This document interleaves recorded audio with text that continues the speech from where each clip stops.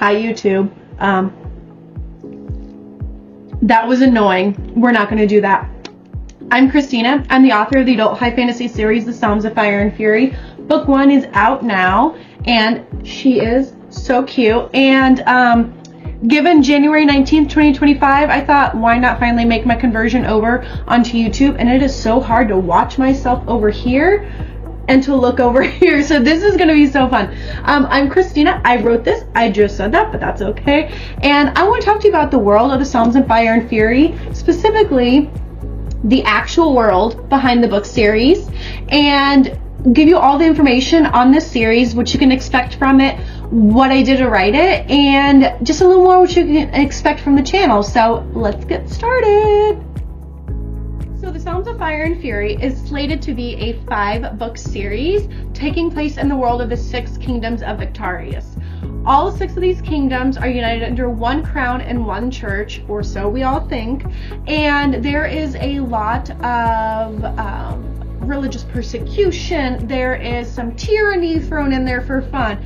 There's a lot of fallacies and lies. The first book is The Fallout of Fallacy. It came out in January of 2024, and the book title literally just kind of gives the whole thing away. Like, you're immersed into this world full of lies, and you are expected to kind of go along with it like the characters have, but also have this big suspicion that there's some huge lie. And I'll be really honest, I didn't want that to take too long, so I just told you what it was in the first chapter. Efficiency. It's real important to me.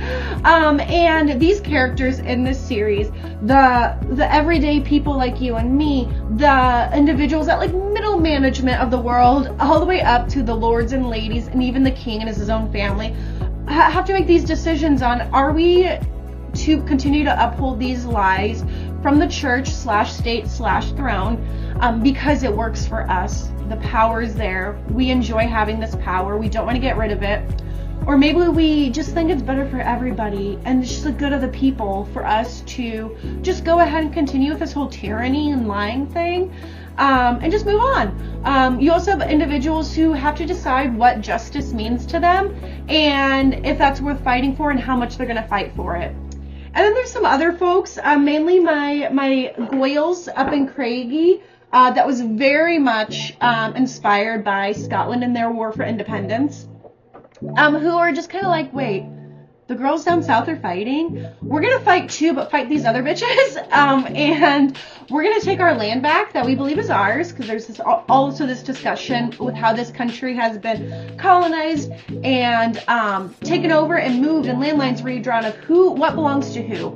And so Craigie kind of decided, well, while the girls are distracted, us girls up here are going to, a lot of people, and take what we think is ours.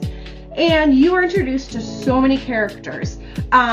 There is a lord and a lady, or a lord and a lord, or a lady and a lady for each of the 6 kingdoms. They have families, and we follow these people at all these different levels throughout the community and throughout the countries, I mean.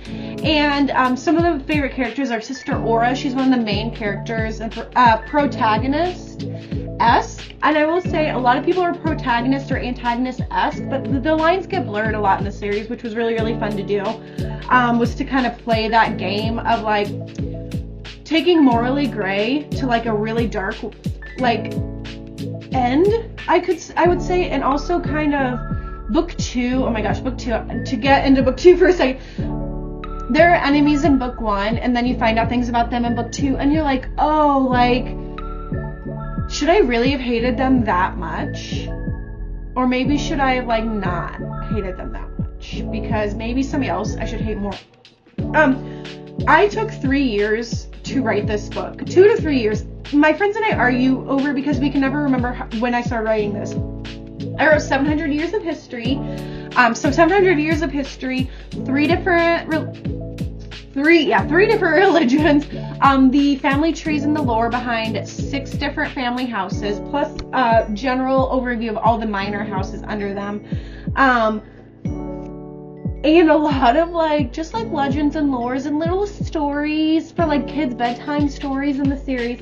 And this was like my love note to the fantasy genre that I always wanted it to be, that it wasn't when I was a kid. And the reason I got out of fantasy when I was younger, like in my 20s, like 18 to 20, early 20s, was because I felt like the only way women or non-cis, non-white people could be a main character was if they were aiding somebody else's story and they were uplifting somebody else. And it was so frustrating to know that I either had to be like not like other girls, or I had to do something for a man in order to be important in the story. And so this was my love note to the fantasy genre and how I wanted it to be. I wanted this insanely rich, hardcore, immersive world building, right? But I also wanted it to be focused on diverse individuals, queer folk, non-binary folk, women, people of different backgrounds and everything, because that's just the world. You don't have to be a straight cis white man to be a hero, and I really wanted to talk about that because that was stuff that turned me off of the fantasy genre for so long. And AuthorTok several years ago really helped bring back that love of the fantasy genre by showing me the diversity in the world that we have today, that we still need more of, and we still need to continue those stories. And so that's what the Fallout Fallacy was, and that's what this whole series is. You follow along with several of the major players in these countries as they come to terms with the fallout of the fallacy and the lies that are upheld, and even before they uncover all the lies, the suspicions that they have about what's going on in the kingdom and what they should do about it. And something that happens very early on is some tyranny-esque things occur where people are like, maybe we should deal with the king, maybe we shouldn't, and they have to have these questions of how far down this path are we willing to let the government go before we have to stop them? How far are we willing to let them fall and sink before we say enough is enough? I'm not going to let this happen anymore, and I'm going to let my privilege fall to the side.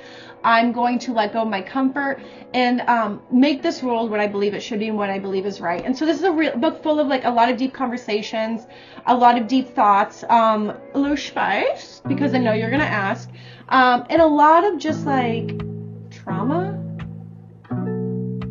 There's a lot of trauma. I traumatized a lot of people, but I was traumatized, so I just wrote about my trauma and added some other stuff for flair, and put it in here. So book one is about the fallout of fallacy, and when your empire is built on lies, it's destined to burn. So you follow the characters through the entire setup of this story and the beginnings of this war that does happen. And book two, and I don't have a copy yet, of A Darker Path to Justice, follow these characters and our protagonists, antagonists, and those in the middle and all over the place as they walk towards what they believe is justice or a different path, and they decide how far they're willing to go and how dark they're willing to get in order to get what is right and get what they believe is theirs and what is right. So I hope you love it. I hope you read it. You can find more information on my website, and watch premiere videos and promos, things like that on there, and that is in my link. So thanks for stopping by.